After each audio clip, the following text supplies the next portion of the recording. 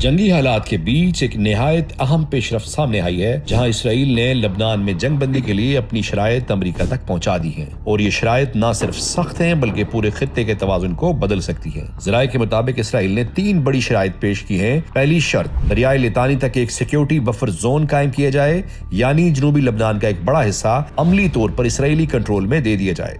دوسری شرط، اسرائیل کو لبنان کے اندر کسی بھی فوجی کارروائی کی کسی بھی وقت مکمل آزادی حاصل ہو، یعنی بغیر کسی رکاوٹ یا عالمی دباؤ کے۔ تیسری اور سب سے حساس شرط، حزب اللہ کو غیر مسلح کرنے کا ایک طویل المدتی عمل جو امریکی نگرانی میں مکمل کیا جائے۔ یہ شرائط بظاہر جنگ بندی کے نام پر پیش کی گئی ہیں، لیکن حقیقت میں یہ لبنان کی خود مختاری اور خطے کی مزاحمتی سیاست کے لیے ایک بڑا چیلنج ہے۔ اب سوال یہ ہے کہ اس پر رد عمل کیا ہو سکتا ہے؟ اگر حزب اللہ کی بات کی جائے تو ماضی کو دیکھتے ہوئے یہ تقریباً ناممکن ہے کہ وہ اپنی عسکری طاقت ختم کرنے پر آمادہ ہو۔ حزب اللہ خود کو صرف ایک تنظیم نہیں بلکہ لبنان کے دفاع کا اہم ستون سمجھتی ہے۔ ایسی صورتحال میں اس شرط کو قبول کرنا اس کے نظریے اور وجود دونوں کے خلاف ہوگا۔ اسی طرح ایران، جو حزب اللہ کا سب سے بڑا حامی سمجھا جاتا ہے، اس پیشکش کو خطے میں اپنے اثر و رسوخ کو کمزور کرنے کی کوشش کے طور پر دیکھ سکتا ہے، اور ایران کے لیے یہ صرف لبنان کا معاملہ نہیں بلکہ اس کی اسٹریٹجی گہرائی کا سوال ہے۔ ممکنہ طور پر ایران اس عمل کو مسترد کر دے گا یا اس کے بدلے میں سخت شرائط پیش کرے گا،